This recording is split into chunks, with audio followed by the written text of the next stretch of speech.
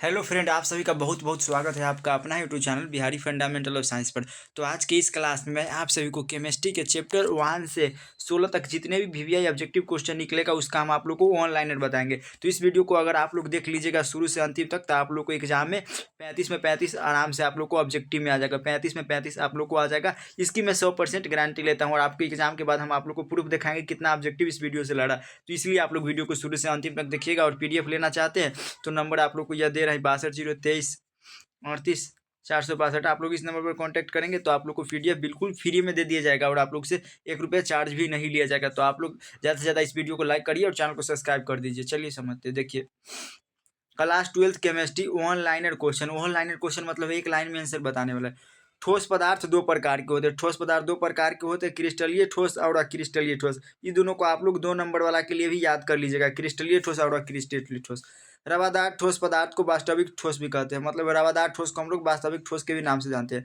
क्रिस्टलीय ठोस या वास्तविक ठोस या रवादार ठोस चीनी, लवण, क्वार्ट्ज, हीरा, ग्रेफाइट से उदाहरण है। क्रिस्टलीय ठोस का वास्तविक ठोस या रवादार ठोस का उदाहरण है चीनी, लवण मतलब नमक, क्वार्ट्ज, हीरा और ग्रेफाइट। ऐसा है जो क्रिस्टलीय ठोस का उदाहरण है। तो आप लोग के समझ में आ गया होगा।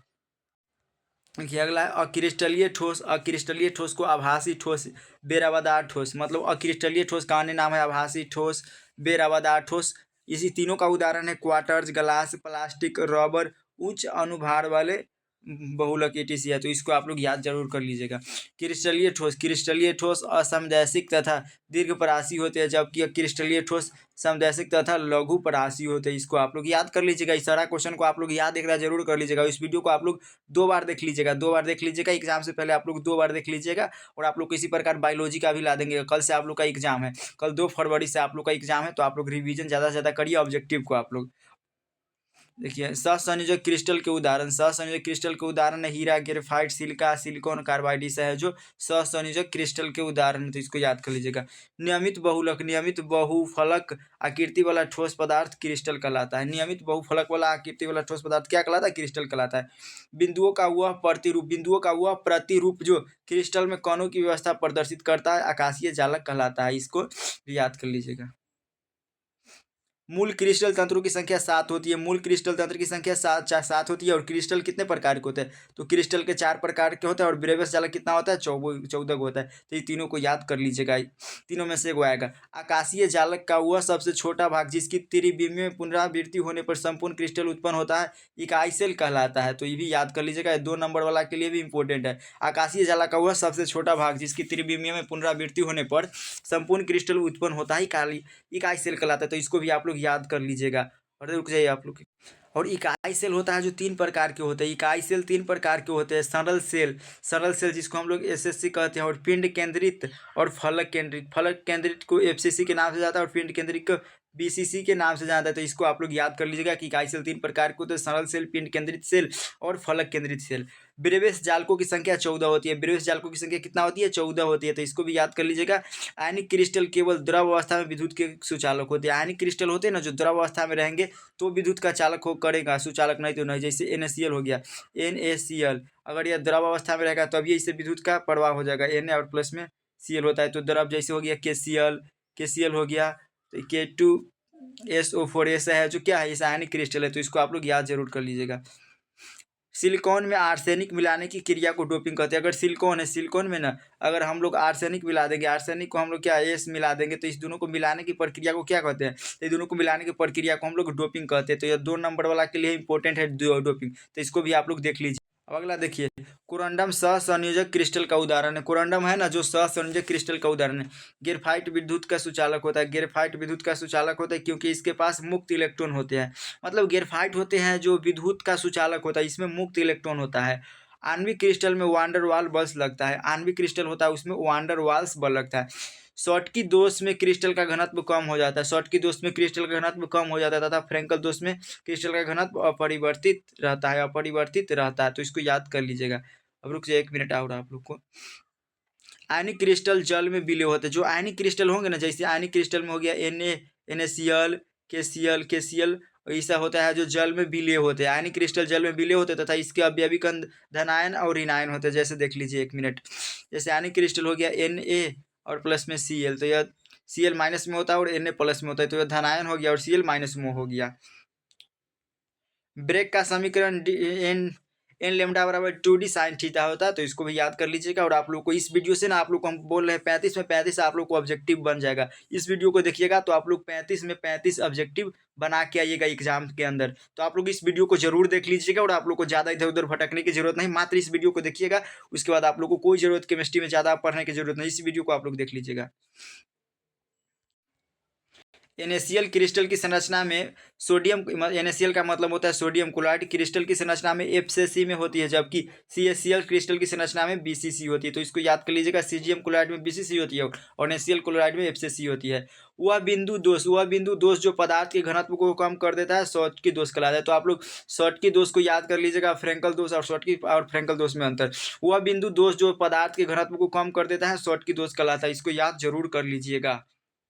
जालक के प्रकार, तो जालक कितने प्रकार के होते हैं? जालक 3 प्रकार के होते हैं, SSC, BCC और FCC। मतलब सरल इकाई सेल, पिंड केंद्रित और फलक केंद्रित होता है। तो जैसे SSC की परमाणु संख्या 1 होगा और BCC का परमाणु संख्या 2 और FFC का 4 होगा और इसका समन्वय संख्या 6 होता है SC का, और BCC का 8 होता है। तो देखो FCC की परमाणु संख्या कितना होती है? FCC की परमाणु संख्या 12 होता है। FCC की परमाणु संख्या 12 होता है और इसकी पैकिंग की प्रगुणता, तो SC की पैकिंग की प्रगुणता क्या होती है? तो 52.4%, इसको याद कर लीजिएगा। और BCC की होती है 68% और FCC की क्या होती है? 74%। तो आप लोग ये तीनों को याद जरूर कर लीजिएगा। क्वेश्चन देखिए आप, कांच को अतिस्थितित द्रव भी कहा जाता है। तो आप लोग ये 2 नंबर वाला के लिए याद कर लीजिएगा, कांच को अतिस्थितित द्रव क्यों कहा जाता है, इसको याद कर लीजिएगा। 2 नंबर वाला में पूछेगा आपके एग्जाम में। HCP इकाई सेल में परमाणु की संख्या 6 तथा समन्वय संख्या 12 होती है। HCP का मतलब हेक्सागोनल क्लोज पैकिंग, तो इसमें परमाणु की संख्या 6 होता है और समन्वय संख्या 12 होता है, भी इंपॉर्टेंट है। HCP और CCP जोड़े में चतुष्फलकीय वॉयड तथा अष्टफलकीय वॉयड होता है, ये भी याद कर लीजिएगा। घनाकार क्रिस्टल में ब्रेविस जालकों की संख्या 3 होती है। घनाकार क्रिस्टल में ब्रेविस जालकों की संख्या कितना होती है? 3 होता है, इसको याद कर लीजिएगा। और इसके बाद शॉर्टकी दोष क्या है, तो ये भी समझते हैं। जब समान संख्या में धनायन और ऋणायन क्रिस्टल से बाहर हो जाते हैं, जब समान संख्या में धनायन और ऋणायन क्रिस्टल से बाहर हो जाते हैं तो उसे शॉर्टकी दोष कहते हैं। उदाहरण के लिए देखिए, sodium chloride, potassium chloride, caesium chloride, AgBr का मतलब होता है सिल्वर ब्रोमाइड आदि। तो ये तीनों को आप लोग शॉर्टकी दोष को याद जरूर कर लीजिएगा। उसके बाद आप फ्रैंकल दोष भी इंपॉर्टेंट है। फ्रैंकल दोष को चलिए फ्रैंकल दोष को देखिए। फ्रैंकल दोष, जब कोई आयन अपनी सामान्य स्थिति छोड़कर क्रिस्टल की अंतरालीय स्थान में चला जाता है तो उसे फ्रैंकल दोष कहते हैं। तो फ्रैंकल दोष आप लोग को समझ में आ गया होगा। फ्रैंकल दोष का उदाहरण है जेडहेंस, AgCl और AgBr और AgI।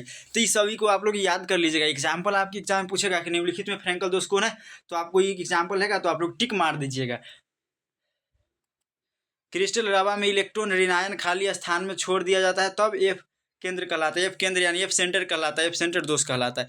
तो इसको भी आप लोग ध्यान से याद कर लीजिएगा। सौर सेल एक ऐसी युक्ति है, मतलब सौर सेल आप लोग जानते हैं ना, सौर सेल सोलर जिसको बोलते हैं, जिसमें सौर ऊर्जा को विद्युत ऊर्जा में रूपांतरित करते हैं। सौर ऊर्जा जैसे धूप हो गया तो उसको विद्युत ऊर्जा में रूपांतरित करता है।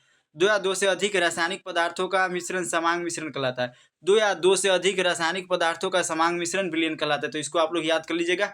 विलयन में जिस अवयव की मात्रा अधिक होती है, कोई विलयन जैसे बना रहे हैं, मान लीजिए कि विलयन बना रहे हैं, यहाँ पर शरबत घोर रहे हैं, तो विलयन में जिस पदार्थ की मात्रा अधिक होगा ना उसको विलायक कहते हैं। इसमें पानी की मात्रा अधिक होगा और चीनी की मात्रा कम, तो इसमें पानी होगा उसको विलायक कहते हैं और चीनी होगा उसको विलेय कहते हैं। तो इसको आप लोग याद कर लीजिएगा। और आपके लिए महत्वपूर्ण है क्वेश्चन, ये वाला कोई इंपॉर्टेंट क्वेश्चन है, इसको आप लोग 2 नंबर वाला के लिए याद कर लीजिएगा। मोलरता और मोललता, इसको याद जरूर करिएगा। 2 नंबर वाला में पूछेगा आपके एग्जाम में। मोलरता और मोललता में अंतर, मोललता और मोललता क्या है, तो इसको प्रति लीटर बिलियन में घुले हुए विलेय के मोलों की संख्या को मोलरता कहते हैं।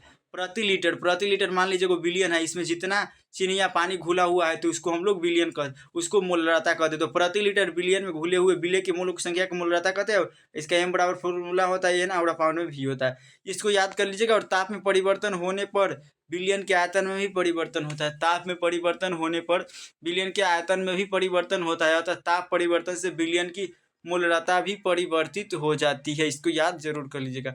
अब मोलरता को समझते हैं, रुक जाए आप लोग 1 मिनट।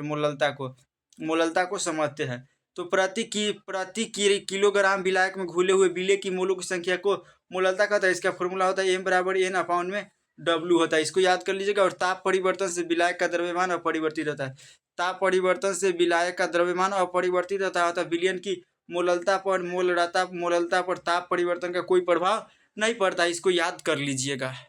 एक और समझिए, इंपॉर्टेंट पॉइंट है, वह विलयन जिसमें एक निश्चित ताप और दाब पर अधिक विलय घुलाने की क्षमता नहीं रह जाती उसे संतृप्त विलयन कहते हैं। तो आप लोग इसको भी याद कर लीजिएगा, ये भी इंपॉर्टेंट पॉइंट है। उसके बाद देखिए, वह विलयन जिसमें समान ताप और अधिक विलय घुलाने की क्षमता रहती है असंतृप्त विलयन कहलाता है। वह विलयन जिसमें समान ताप और अधिक विलय घुलाने की क्षमता रहती है उसे असंतृप्त विलयन कहते हैं। अब अगला है पॉइंट, किसी द्रव में किसी गैस की विलेयता गैस के दाब का सीधा समानुपाती होता है। हेनरी का नियम P बराबर KH1 से होता है। तो इसको याद फार्मूला कर लीजिएगा। उसके बाद, एक निश्चित ताप पर साम्यावस्था में द्रव की सतह पर आरोपित वाष्प का दाब द्रव का वाष्प दाब कहलाता है। किसी तनु विलयन के वाष्प दाब का आपेक्षिक अवनमन विलयन में उपस्थित विलय के मोल प्रभाव के बराबर होता है। और राउल्ट का नियम होता है P बराबर P0 × X होता है। तो ऐसा फॉर्मूला है जो काफ़ी ज़्यादा इंपॉर्टेंट है। तो इसको याद आप लोग इस सभी को कर लीजिएगा। इस वीडियो को अगर आप लोग दो बार देख लीजिएगा ना 2x पर, तो आप लोग को 100% गारंटी है कि आप लोग को याद हो जाएगा और आप लोग का रिवीजन भी हो जाएगा। तो आप लोग इसको कर लीजिएगा। अगर आप लोग साल भर कुछ नहीं पढ़े, इस वीडियो को देख लीजिएगा तो आप लोग 35 में 35 ऑब्जेक्टिव करके आएंगे, इसका मैं पूरा गारंटी ले रहा हूँ। अब चलिए आदर्श विलयन को समझते हैं। आदर्श विलयन वह विलयन जो सभी तापों एवं सांद्रणों पर राउल्ट के नियम का पालन करता है। मतलब जो विलयन राउल्ट के नियम का पालन करता है उसको हम लोग आदर्श विलयन कहते हैं। और राउल्ट का फॉर्मूला क्या होता है? P बराबर P0X होता है। जो राउल्ट के नियम का पालन कर रहा है और जो राउल्ट के नियम का पालन नहीं करेगा P और × X, तो राउल्ट के नियम का पालन नहीं करेगा तो उसको हम लोग अनादर्श विलयन कहते हैं। तो वह विलयन जो आदर्श विलयन से विचलित नहीं होती है, प्रदर्शित नहीं करते, अनादर्श विलयन कहलाता है। आदर्श विलयन को वास्तविक विलयन भी कहते हैं और अनादर्श विलयन को हम लोग वास्तविक विलयन भी कहते हैं। और देखिए, हेनरी स्थिरांक H का मान ताप बढ़ने पर बढ़ता है। समुद्री जल को उल्टा परासरण द्वारा लवणहीन किया जाता है। मतलब समुद्र के जल रहेगा ना तो उसको उल्टा परासरण के द्वारा लवणहीन किया जाता है। धनात्मक विचलन वाले अनादर्श विलयन का ताप बढ़ाने पर विलयन की विलेयता बढ़ जाती है। तो इसको भी याद कर लीजिएगा, इसे इंपॉर्टेंट है। ऋणात्मक विलयन वाले अनादर्श विलयन का ताप बढ़ाने पर विलेयता घटती है। गोताखोर ऑक्सीजन के साथ हीलियम गैस मिलाकर ले जाते हैं। गोताखोर ऑक्सीजन के साथ हीलियम मिलाकर गैस ले जाते हैं। किसी विलयन के परासरण दाब को विलय के अणुओं की संख्या को बढ़ाकर बढ़ाया जा सकता है। किसी विलयन के परासरण दाब को ना विलय की अणुओं की संख्या को बढ़ाकर बढ़ाया जा सकता है। हेनरी का नियम किसी गैस की विलेयता एवं उसके दाब के मध्य के संबंध को दर्शाता है। अब अगला, किसी विलयन का अनुसंख्यक गुणधर्म वह गुणधर्म है जो विलयन में उपस्थित विलय की कणों की संख्या पर निर्भर करता है। तो आप लोग अनुसंख्यक गुणधर्म को याद कर लीजिएगा, 2 नंबर वाला के लिए इंपॉर्टेंट है। विलयन का अनुसंख्यक गुणधर्म वह गुणधर्म होता है जो विलयन में उपस्थित विलय की कणों की संख्या पर निर्भर करता है। तो यह देखो गया। उसके बाद अनुसंख्यक गुणधर्म, तो अनुसंख्यक गुणधर्म 4 प्रकार के होते हैं। अनुसंख्यक गुणधर्म 4 प्रकार के होते हैं। अनुसंख्यक गुणधर्म 4 प्रकार के होते हैं। क्वथनांक का उन्नयन, हिमांक का अवनमन और प्रासरणी दाब। उसके बाद वाष्प दाब का अपेक्षिक अवनमन। तो इसको याद कर लीजिएगा। उसके बाद वाष्प दाब ज्ञात करने की सबसे सरल विधि है बैरोमेट्रिक विधि। तो इसको भी आप लोग याद जरूर करिएगा। इसके बाद वैसा घोल जो एक निश्चित ताप पर संयोजन में बिना किसी प्रकार के परिवर्तन के उबलता है उसको एज़ोट्रोपिक दाब कहते हैं। उसके बाद पहाड़ों पर जल का क्वथनांक क्या होता है? कम होता है। पहाड़ रहेगा ना तो वहाँ पर जल का क्वथनांक यानी कम रहेगा होता है, क्योंकि वहाँ वायुमंडलीय दाब कम है। अपरासरण दाब का समीकरण क्या होता है? P बराबर C और RT होता है। अर्धपारगम्य झिल्ली से परासरण क्रिया में विलायक के कण निकल सकते हैं। संप्रसारी विलयन मोलर सांद्रण के बराबर होता है। संप्रसारी विलयन होता है जो मोलर सांद्रण के बराबर होता है। अगला है, किसी भी विलयन में विलय तथा विलायक के मोल प्रभाज का योगफल 1 होता है। कोई भी विलयन रहेगा उसमें विलय और विलायक के मोल प्रभाज का योगफल 1 रहेगा। बर्फ में नमक मिला देने पर, कोई बर्फ है, मान लीजिए बर्फ है, इसमें अगर नमक मिला देंगे तो बर्फ में नमक मिला देने पर बर्फ का ताप कितना हो जाता है? 0 डिग्री से कम हो जाता है। किसका कारण? हिमांक का अवनमन है। और विलयन का हिमांक शुद्ध द्रव के हिमांक से कम होता है। विलयन का ना हिमांक शुद्ध द्रव से कम होता है। शुद्ध जल का पीएच मान कितना होता है? शुद्ध जल का पीएच मान 7 तथा मानव रक्त का पीएच मान 7.4 होता है। समुद्र जल का परिसारक दाब कितना होता है? 30 ATM होता है। समुद्र जल का परिसारक दाब कितना होगा? 30 ATM होगा। 30 ATM होगा। 30 ATM होगा। परमाणु के नाभिक में उपस्थित कोई परमाणु है, मान लीजिए कोई परमाणु है, तो इसके नाभिक में प्रोटॉन और न्यूट्रॉनों की कुल संख्या के को द्रव्यमान संख्या कहते हैं। कोई परमाणु है उसके नाभिक में ना प्रोटॉन और न्यूट्रॉन की संख्या को हम लोग क्या कहते हैं? परमाणु द्रव्यमान कहते हैं। तो इसको आप लोग याद जरूर कर लीजिएगा। 1 मिनट आप लोग रुक जाइए। परासरणी दाब बढ़ता है जब तापक्रम बढ़ता है। द्रवित NaCl के वैद्युत अपघटन में कैथोड पर अपकरण और एनोड पर ऑक्सीकरण अभिक्रिया होती है। द्रवित सोडियम क्लोराइड के वैद्युत अपघटन में कैथोड पर सोडियम धातु और एनोड पर क्लोरीन गैस मुक्त होती है। सोडियम क्लोराइड के जलीय विलयन का वैद्युत अपघटन से कैथोड पर H2 गैस और एनोड पर Cl2 गैस मुक्त होता है। जिस बर्तन में वैद्युत अपघट्य का विलयन लेकर वैद्युत अपघटन की क्रिया संपन्न कराई जाती है उसे वैद्युत अपघटनी सेल कहते हैं। तो ये भी इंपॉर्टेंट लाइन है। इसे जितना इंपॉर्टेंट लाइन कराना है इसको याद जरूर आप लोग करिएगा, कंठस्थ याद कर लीजिएगा, क्योंकि आपके एग्जाम में इसी से क्वेश्चन बनेगा, इससे बाहर आपके एग्जाम में नहीं आएगा, यही में से आए। वैद्युत अपघटन का नियम माइकल फैराडे दिया था। तो आप लोग फैराडे के नियम को याद कर लीजिएगा, प्रथम और द्वितीय नियम फैराडे के याद कर लीजिएगा। फैराडे के नियम को आप लोग याद जरूर करिएगा। किसी पदार्थ का विद्युत रासायनिक तुल्यांक उसे तुल्यांकी भार का समानुपाती होता है। कोई भी पदार्थ है तो उसका रासायनिक तुल्यांक उसके तुल्यांकी भार का समानुपाती होता है। एक कुलाम विद्युत धारा से मुक्त किसी पदार्थ का भार उसका विद्युत रासायनिक तुल्यांक कहलाता है। और 96,494 कुलाम किसी विलयन में से किसी पदार्थ के एक तुल्यांकी भार को मुक्त करता है। विद्युत धारा के इस परिमाण को फैराड कहते हैं। और एक फैराड बराबर 96,494 होता है, या एक फैराड बराबर 96,500 कुलाम लगभग होता है। एक मोल इलेक्ट्रॉन होता है। और चालकत्व की इकाई क्या होती है? ओम इनवर्स या होम इनवर्स होता है। और एसआई पद्धति में सीमेज द्वारा इसको लिखते हैं। चालकता की इकाई क्या होती है? ओम इनवर्स और सेंटीमीटर इनवर्स। और मोलर चालकता की इकाई क्या होती है? ओम, सेंटीमीटर इनवर्स और मोल इनवर्स होता है। तुल्यांकी चालकत्व का होता है ओम और ये होता है। तो इसको आप लोग याद कर लीजिएगा। दो इलेक्ट्रोडों के बीच की दूरी एवं उसके अनुप्रस्थ काट के क्षेत्रफल को सेल स्थिरांक कहते हैं। दो इलेक्ट्रोड के बीच की दूरी और उसके अनुप्रस्थ काट के क्षेत्रफल के अनुपात को सेल स्थिरांक कहते हैं। और सेल स्थिरांक का फॉर्मूला क्या होता है? x बराबर L और अपाउंड में A होता है। विद्युत रासायनिक सेल द्वारा रासायनिक ऊर्जा को विद्युत ऊर्जा में परिवर्तित किया जाता है। विद्युत रासायनिक सेल द्वारा रासायनिक ऊर्जा को विद्युत ऊर्जा में परिवर्तित किया जाता है। किसी इलेक्ट्रोड के इलेक्ट्रॉन त्यागने या प्राप्त करने की प्रवृत्ति इलेक्ट्रोड विभव कहलाती है। किसी इलेक्ट्रोड के इलेक्ट्रोड त्यागने की प्रवृत्ति या और इलेक्ट्रोड विभव कहलाती है। तो आप लोग के लिए इलेक्ट्रोड विभव भी इंपॉर्टेंट है। 2 नंबर में पूछेगा तो इसको आप लोग आराम से लिख लीजिएगा। किसी इलेक्ट्रोड के इलेक्ट्रॉन त्यागने या प्राप्त करने की प्रवृत्ति को इलेक्ट्रोड विभव कहते हैं। उसके बाद आप लोग चित्र इसका बना दीजिएगा, ऐसे करके यहाँ पर इधर लिख दीजिएगा। आप लोग को नंबर आराम से आप लोग को मिल जाएगा, कोई दिक्कत नहीं। उसके बाद जब इलेक्ट्रॉन त्याग करता है तो वह अभिक्रिया ऑक्सीकरण कहलाती है। जब इलेक्ट्रॉन प्राप्त करता है तो इलेक्ट्रोड का विभव अपकरण कहलाता है। तो ये भी इंपॉर्टेंट लाइन है आप लोगों के लिए। तो आप लोग इसका भी कुछ याद कर लीजिए। उसके बाद देखिए, विद्युत रासायनिक सेल में रेडॉक्स अभिक्रिया स्वत होती है। रेडॉक्स अभिक्रिया न स्वत। देखिए, विद्युत रासायनिक सेल में एनोड ऋणात्मक तथा कैथोड धनात्मक होता है। एनोड ऋणात्मक और कैथोड क्या होता है? धनात्मक। विद्युत रासायनिक सेल में वैद्युत अपघटनी सेल में एनोड धनात्मक और कैथोड ऋणात्मक होता है। तो इसको भी याद कर लीजिएगा कि वैद्युत अपघटनी सेल में एनोड धनात्मक और कैथोड ऋणात्मक होता है। यूरिया का जलीय विलयन विद्युत का कुचालक होता है। यूरिया का ना जलीय विलयन विद्युत का क्या होता है? कुचालक होता है। बैटरी सेल द्वारा रासायनिक ऊर्जा को विद्युत ऊर्जा में बदलता है। जो बैटरी होता है ना सेल, वो रासायनिक ऊर्जा को विद्युत ऊर्जा में बदलता है। सेल या बैटरी के प्रकार। सेल या बैटरी 2 प्रकार के होते हैं। प्राथमिक सेल जिसमें रेडॉक्स अभिक्रिया एक बार होता है, जिसका एक बार प्रयोग कर लेंगे तो उसको दोबारा नहीं कर सकते। पहले लेक्लांचे सेल या वो वोल्टाइक सेल, और द्वितीयक सेल हो गया लेड स्टोरेज बैटरी। तो इसको याद जरूर कर लीजिएगा। उसके बाद देखिए, शुष्क सेल का विद्युत वाहक बल कितना होता है? 1.5 वोल्ट तथा मरकरी सेल का विद्युत वाहक बल 1.35 वोल्ट होता है। जल का विद्युत अपघटन कराने पर हाइड्रोजन गैस, अगर हम लोग जल का विद्युत अपघटन कराएंगे ना H2O का, जल का विद्युत अपघटन कराने पर हाइड्रोजन गैस कैथोड पर तथा ऑक्सीजन गैस एनोड पर प्राप्त होती है। ताप बढ़ने से वैद्युत अपघट्य का चालकत्व बढ़ता है। प्रतिरोधकता के व्युत्क्रम को विशिष्ट चालकत्व कहते हैं। प्रतिरोधकता के व्युत्क्रम को क्या बोलते हैं? विशिष्ट चालकत्व कहते हैं। तो इसको याद आप लोग जरूर कर लीजिएगा। हाइड्रोजन ऑक्सीजन सेल ईंधन सेल का उदाहरण है। हाइड्रोजन ऑक्सीजन सेल है ना, हाइड्रोजन ऑक्सीजन सेल जो ईंधन सेल का उदाहरण है।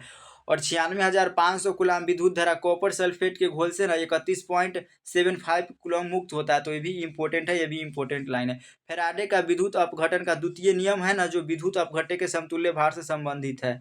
और विद्युत धारा जब किसी चालक से इलेक्ट्रॉन के द्वारा प्रवाहित होती है तो धात्विक चालक कहलाता है। अगर कोई धातु से ना अगर विद्युत धारा किसी चालक से इलेक्ट्रॉन के द्वारा प्रवाहित होती है तो उसे धात्विक चालक कहते हैं। गैल्वेनिक सेल में एनोड ऋणात्मक इलेक्ट्रोड तथा कैथोड धनात्मक इलेक्ट्रॉन होता है गैल्वेनिक सेल में। तो भी इंपॉर्टेंट क्वेश्चन है। सारा है जो ऑनलाइन इंपॉर्टेंट है, ऑब्जेक्टिव के लिए काफ़ी ज़्यादा आपको हेल्पफुल मिलेगा, आपके एग्जाम में देखने को मिलेगा, इसी में से क्वेश्चन आएगा। गैल्वेनिक सेल में एनोड ऋणात्मक और इलेक्ट्रोड तथा कैथोड धनात्मक होता है, तो ये इंपॉर्टेंट है। और किसी सेल अभिक्रिया की साम्यावस्था पर सेल का विद्युत वाहक बल शून्य होता है। विद्युत अपघट्य विलयन में विद्युत का संचालन करते हैं। आयनीकरण का सिद्धांत आर्हेनियस के द्वारा दिया गया था। आयनीकरण का सिद्धांत ना आर्हेनियस के द्वारा दिया गया था। लवण सेतु में केसीएल प्रयुक्त होता है। लवण सेतु में केसीएल प्रयुक्त होता है क्योंकि के प्लस और सीएल माइनस आयनों के चालकत्व लगभग बराबर होता है। सेल में रेडॉक्स अभिक्रिया होने के लिए सेल का विद्युत वाहक बल धनात्मक होना चाहिए। सेल में रेडॉक्स अभिक्रिया होने के लिए सेल का विद्युत वाहक बल क्या होना चाहिए? धनात्मक। अभिक्रिया का वेग अभिकारक के सांद्रण के समानुपाती होता है। बड़ा कोष्ठक मोलर सांद्रता का सूचक है। बड़ा कोष्ठक होता है ना, बड़ा कोष्ठक, वह मोलर सांद्रता का सूचक होता है। और किसी क्षण में अभिक्रिया का ताक्षणिक वेग उस क्षण वक्र के बिंदु पर खींचे गए स्पर्श ढाल के समानुपाती होता है। तो इसको भी आप लोग याद जो बराबर होता है, तो ये भी याद कर लीजिएगा। वेग की इकाई क्या होती है? वेग की इकाई होती है मोल लीटर इनवर्स और सेकेंड इनवर्स। तो ये भी इंपॉर्टेंट है 1 नंबर और 2 नंबर वाला भाग के लिए। अभिक्रिया प्रारंभ हो जाने पर वेग समय के साथ घटते जाता है। अभिक्रिया अगर प्रारंभ होगा ना तो वेग समय के साथ घटते जाएगा। सामान्य अणुओं को सक्रिय जटिल में परिवर्तित करने के लिए आवश्यक अतिरिक्त ऊर्जा सक्रियण ऊर्जा कहलाती है। सक्रियण ऊर्जा 2 नंबर वाला के लिए इंपॉर्टेंट है। ऊष्माक्षेपी अभिक्रिया में प्रतिफल की ऊर्जा अभिकारक की ऊर्जा से कम होती है। किसी अभिक्रिया में भाग लेने वाले परमाणु या अणुओं की न्यूनतम संख्या को अभिक्रिया की अनुकता कहते हैं। अनुकता का अधिकतम मान कितना हो सकता है? 3 हो सकता है। वेग समीकरण में प्रयुक्त साधारण पदों के घात के योगफल को अभिक्रिया की कोटि कहते हैं। और इसका वेग उदाहरण हो गया के पावर कितना है? के पावर 2 और 2। तो इसको निकालने के लिए आप लोग 2 और 3 को जोड़ दीजिएगा। 2 और 3 को जोड़ दीजिएगा, अभिक्रिया का वेग निकल जाएगा 5। जो पावर में रहेगा ना घात में, उसको हम आप लोग को जोड़ देंगे। तो इस अभिक्रिया की कोटि कितना है? 5 होगी, क्योंकि घात कितना है? 2 है और 3 है, और 2 और 3 को जोड़ेंगे तो 5 आ जाएगा। अनुकता एक सैद्धांतिक मान है, जबकि अभिक्रिया की कोटि एक प्रायोगिक मान है। ये भी इंपॉर्टेंट है। अनुकता हमेशा पूर्णांक होता है। अनुकता हमेशा पूर्णांक होती है, जबकि अभिक्रिया की कोटि पूर्णांक या भिन्नांक होती है। शून्य कोटि की अभिक्रिया। शून्य कोटि की अभिक्रिया एग्जाम में पूछेगा, और आप लोग को प्रथम कोटि की अभिक्रिया के लिए वेग स्थिरांक 5 नंबर वाला के लिए इंपॉर्टेंट है। शून्य कोटि की अभिक्रिया वह है जिसका वेग स्थिरांक के सांद्रण के शून्य घात का समानुपाती होता है। जिस अभिक्रिया के वेग को सांद्रण के सिर्फ एक पद के परिवर्तन द्वारा निर्धारित किया जाता है वह प्रथम कोटि की अभिक्रिया कहलाती है। और शून्य कोटि की अभिक्रिया के लिए वेग स्थिरांक क्या होती है? मोल लीटर इनवर्स और सेकेंड इनवर्स। इंपॉर्टेंट है। प्रथम कोटि की अभिक्रिया के लिए वेग स्थिरांक होती है समय इनवर्स। और उसके बाद द्वितीय कोटि की अभिक्रिया के लिए वेग स्थिरांक क्या होती है? मोल इनवर्स और लीटर सेकेंड इनवर्स। ये भी इंपॉर्टेंट लाइन है। और देखो समझते हैं, अभिक्रिया है यहाँ पर वेग और वेग स्थिरांक की इकाई। शून्य कोटि की अभिक्रिया। शून्य कोटि की अभिक्रिया के लिए क्या होता है? dx अपॉन dt बराबर क्या होता है? स्थिरांक। उसके बाद प्रथम कोटि अभिक्रिया होती है dx अपॉन dt बराबर k into A into x होता है। और द्वितीय कोटि होता है dx upon dt k into A minus x square. उसके बाद एनवी कोटि की अभिक्रिया dx अपॉन dt बराबर k into x minus n होता है। और इसका वेग स्थिरांक की इकाई क्या होती है? मोल लीटर इनवर्स और सेकेंड इनवर्स। सेकेंड इनवर्स होता है प्रथम कोटि के, और द्वितीय कोटि के लिए मोल लीटर इनवर्स और सेकेंड इनवर्स होता है। एनवी कोटि के लिए मोल लीटर इनवर्स और 1 की पावर। तो इसको याद आप लोग जरूर करिएगा। और आर्हेनियस का समीकरण। आर्हेनियस का समीकरण 1 नंबर वाला के लिए इंपॉर्टेंट है। के बराबर ए और माइनस में ई अपॉइंट में आर होता है। तो यह इंपॉर्टेंट है आप लोगों के लिए। किसी अभिक्रिया का वेग परिवर्तित होते रहता है। कोई भी अभिक्रिया का वेग है ना, परिवर्तित होती रहता है, जबकि वेग स्थिरांक स्थिर रहता है। ताप बढ़ने पर अभिक्रिया का वेग बढ़ जाता है। अगर ताप बढ़ेगा तो अभिक्रिया का वेग क्या होगा? ताप बढ़ेगा तो अभिक्रिया का वेग बढ़ जाएगा। तो इंपॉर्टेंट क्वेश्चन इस है। उत्प्रेरक की उपस्थिति में अभिक्रिया की सक्रियण ऊर्जा घट जाती है। अगर उत्प्रेरक की उपस्थिति में अभिक्रिया की सक्रियण ऊर्जा क्या होती है? घट जाती है। अभिक्रिया के पश्चात उत्प्रेरक की मात्रा अपरिवर्तित रहती है। अभिक्रिया के पश्चात उत्प्रेरक की मात्रा अपरिवर्तित रहती है। प्रथम कोटि की अभिक्रिया का वेग स्थिरांक अभिकारकों की सांद्रण पर निर्भर करता है। वो अभिक्रिया जिसमें एक अभिकारक भाग लेकर उत्पाद बनाते हैं, वो अभिक्रिया जिसमें ना कोई एक अभिकारक भाग लेकर उत्पाद बनाते हैं, एक अणुक अभिक्रिया कहलाती है। वो अभिक्रिया जिसमें 2 अधिकारक भाग लेकर उत्पाद बनाते हैं, द्वि अणुक अभिक्रिया कहलाती है। वो अभिक्रिया जिसमें 3 अभिकारक भाग लेकर उत्पाद बनाते हैं उसे त्रि अणुक अभिक्रिया कहते हैं।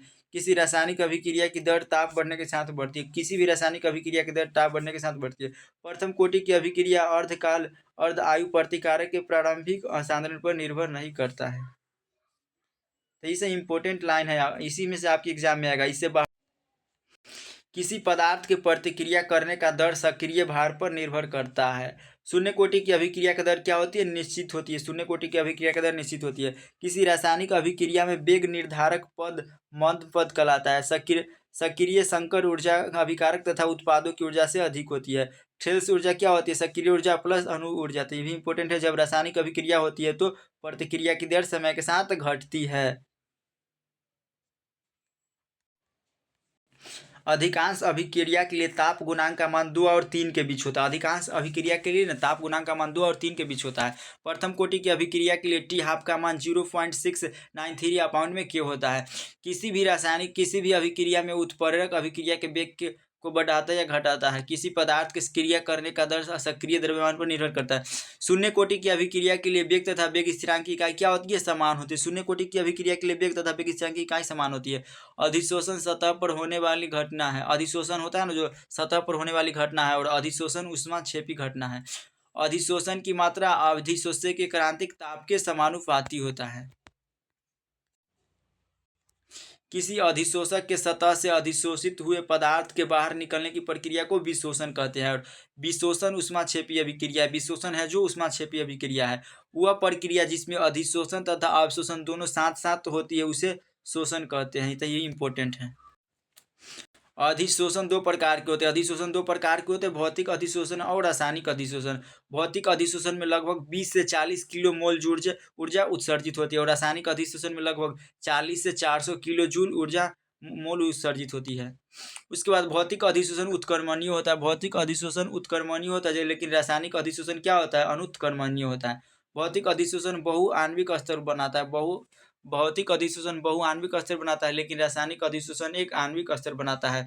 भौतिक अधिशोषण में दाब बढ़ने पर अधिशोषण वृद्धि का वेग बढ़ जाता है, और इसको रासायनिक अधिशोषण में दाब बढ़ाने पर अधिशोषण वृद्धि का वेग कम होने लगता है। अधिशोषित गैस की मात्रा ताप पर निर्भर नहीं करता है। जो उत्प्रेरक अभिक्रिया के वेग को बढ़ा देते हैं धनात्मक उत्प्रेरक कहलाते हैं। जो उत्प्रेरक अभिक्रिया के वेग को कम कर देते हैं ऋणात्मक उत्प्रेरक कहलाता है। उत्प्रेरक का कार्य अभिक्रिया के वेग को बढ़ाना और घटाना है। महीन चूर्ण की अवस्था में उत्प्रेरक अधिक प्रभावकारी होता है। नाइट्रोजन और हाइड्रोजन के बीच संयोग होने पर अमोनिया बनता है। नाइट्रोजन और हाइड्रोजन के बीच संयोग होगा ना तो क्या बनेगा? अमोनिया बनेगा। अमोनिया का सूत्र होता है NH3। उत्प्रेरक अभिक्रिया की सक्रिय ऊर्जा को कम कर देता है। उत्प्रेरक मुख्य दो प्रकार के होते हैं, समांग उत्प्रेरक और विषमांग उत्प्रेरक। तो ये भी इंपॉर्टेंट है, 2 नंबर वाला के लिए भी इंपॉर्टेंट है। हेबर विधि से अमोनिया का निर्माण होता है। हेबर विधि से अमोनिया का निर्माण होता है, 5 नंबर वाला के लिए इंपॉर्टेंट है। हेबर विधि से अमोनिया का निर्माण कैसे होता है, इसको आप लोग जरूर कर लीजिएगा। उसके बाद यह है अष्टपाल विधि से नाइट्रिक अम्ल तैयार किया जाता है। यह भी 5 नंबर वाला के लिए इंपॉर्टेंट है। अष्टपाल विधि से नाइट्रिक अम्ल तैयार किया जाता है। और संपर्क विधि से सल्फ्यूरिक एसिड तैयार किया जाता है। अमोनिया के निर्माण में मुक्त उत्प्रेरक Fe है। लायोफिलिक कोलाइड का स्कंदन उत्कर्मणीय होता है। लायोफिलिक कोलाइड का स्कंदन क्या होता है? उत्कर्मणीय होता है। तथा लायोफोबिक कोलाइड का स्कंदन अनुत्कर्मणीय होता है। लायोफिलिक कोलाइड को द्रव स्नेही कोलाइड कहते हैं। लायोफिलिक कोलाइड को हम लोग ना द्रव स्नेही कोलाइड कहते हैं, जबकि लायोफोबिक कोलाइड को द्रव विरागी कोलाइड कहा जाता है। पायस क्या है? पायस भी 2 नंबर वाला के लिए इंपॉर्टेंट है। वह कोलाइडी विलयन जिसमें परिक्षिप्त परावस्था और परिक्षेपण माध्यम दोनों ही द्रव में पायस कहलाता है। पायस इमल्सन के उदाहरण, यानी पायस के उदाहरण है दूध, कॉड, लीवर और ऑयल और मक्खन। ऐसा है जो पायस के उदाहरण है। देखिए, ऐसा पदार्थ जो किसी द्रव का पृष्ठ तनाव कम कर देता है, ऐसा पदार्थ होता है ना जो कोई भी द्रव है उसका पृष्ठ तनाव को कम कर देता है, पृष्ठ सक्रिय कारक कहलाते हैं। वह कोलाइडी विलयन जिसमें एक द्रव पदार्थ एक ठोस परिक्षेपण माध्यम में वितरित होता है, जेल कहलाता है। कोलाइडी गंधक का उपयोग कीटनाशक के रूप में होता है। कोलाइडी गंधक का उपयोग हम लोग ना कीटनाशक के रूप में करते हैं। कोलाइडी एंटीमनी का उपयोग काला जार में करते हैं। कली चूना अनाद्र कैल्सियस क्लोराइड फास्फोरस पेंटाऑक्साइड सांद्र सल्फ्यूरिक अम्ल एक अच्छा अवशोषक है। अधिशोषण की प्रक्रिया पृष्ठीय घटना है। अधिशोषण की प्रक्रिया क्या है? पृष्ठीय घटना है। अधिशोषण में मुक्त ऊर्जा अधिशोषण में ऊर्जा होती है। कोलाइडी विलयन की गैस का द्रव में विलीय परिक्षेपण अवस्था कुहासा में होती है। विद्युत क्षेत्र के प्रभाव से कोलाइडी कणों का गति करना यानी गमन करना वैद्युतकण संचलन कहलाता है। जल में प्रक्षेपित वसा क्या है? दूध है। सिलिका जेल जल वाष्प को अधिशोषित कर देता है। जब गैस ठोस पदार्थ के भीतर तक समा जाता है तब इस क्रिया को अवशोषण कहते हैं। कोलाइडी वैद्युत अपघट्य के अनेक परस्पर संयोजित होकर मिसेलस बनाते हैं।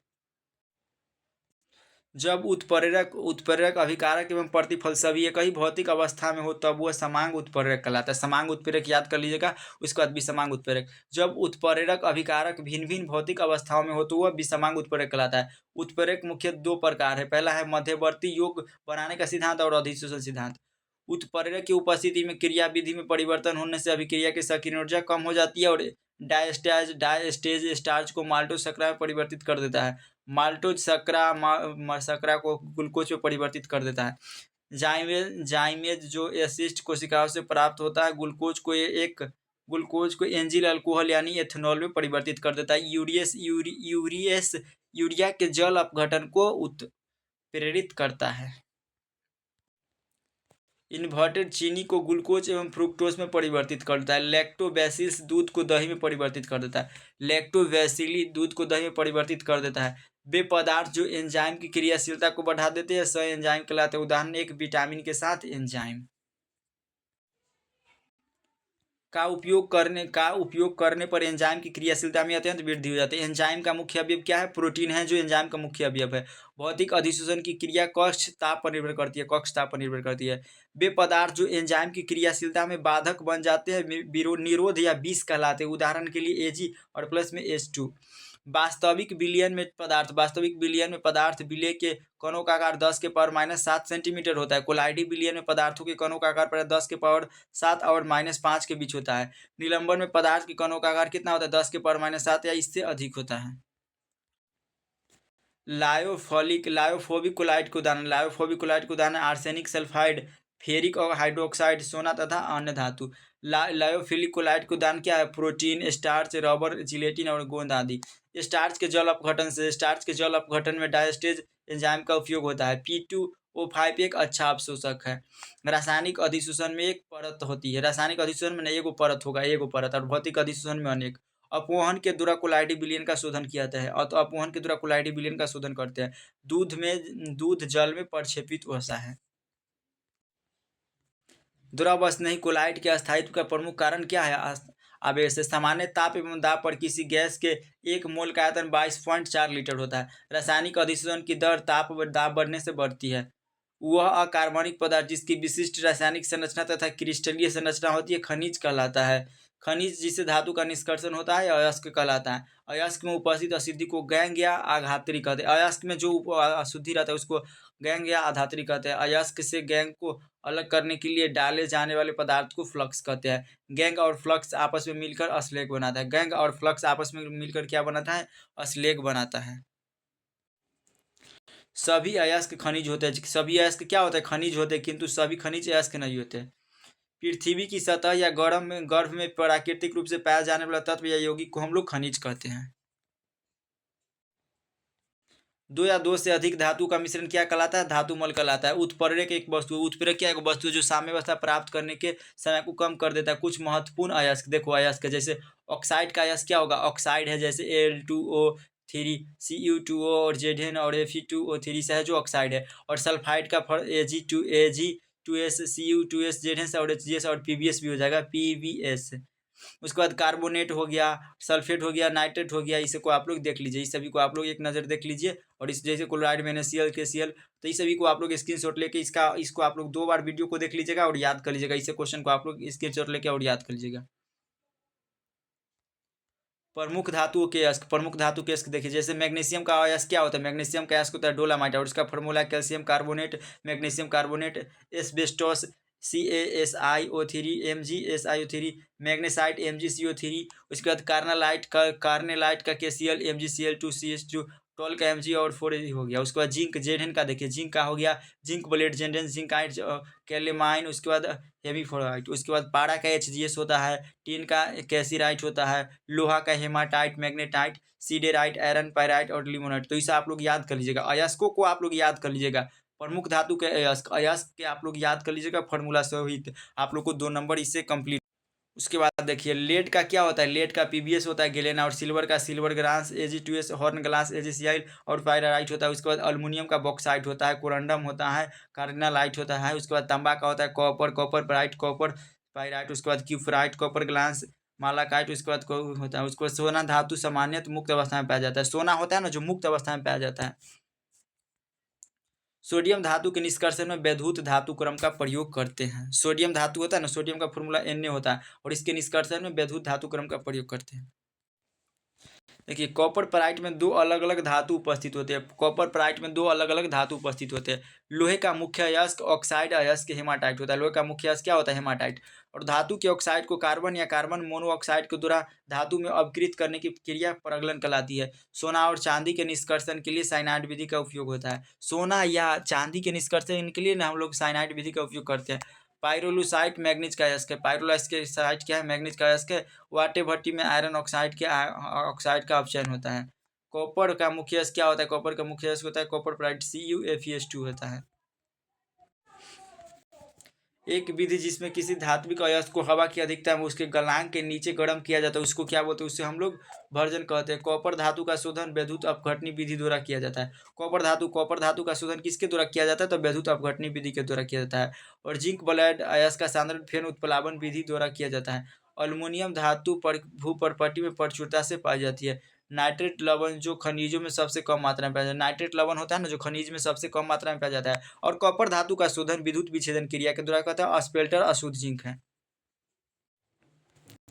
डोलामाइट खनिज में मैग्नीशियम पाया जाता है। डोलामाइट खनिज में मैग्नीशियम पाया जाता है। और कुछ महत्वपूर्ण रासायनिक सूत्र।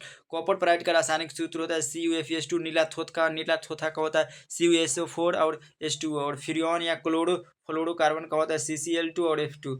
उसके बाद नाइट्रिक अम्ल का होता है HN3। सल्फ्यूरिक अम्ल का होता है H2SO4। ओलियम का होता है H2SO और O7। अम्लराज का 3HCl प्लस HNO3 और बॉक्साइड का L2O3 और 2H2 है। साधारण नमक का शुद्ध होता है NaCl और नीला सोना का CuSO4 और H2 होता है। तो इसको आप लोग जरूर कर लीजिएगा। इससे आप लोग को 35 नंबर कंप्लीट हो जाएगा। इसको कर लीजिएगा लास्ट तो आप लोग को 35 मार्क्स आराम से कंप्लीट हो जाएगा। और आप लोग 35 को आराम से जवाब दे के आइएगा, आप लोग को कोई दिक्कत नहीं होगा। तो आज के लिए इतना ही, मिलते हैं नेक्स्ट वीडियो में। आप लोग एक प्यारा सा कमेंट कर दीजिए अगला किस टॉपिक का वीडियो था। तब तक के लिए जय हिंद।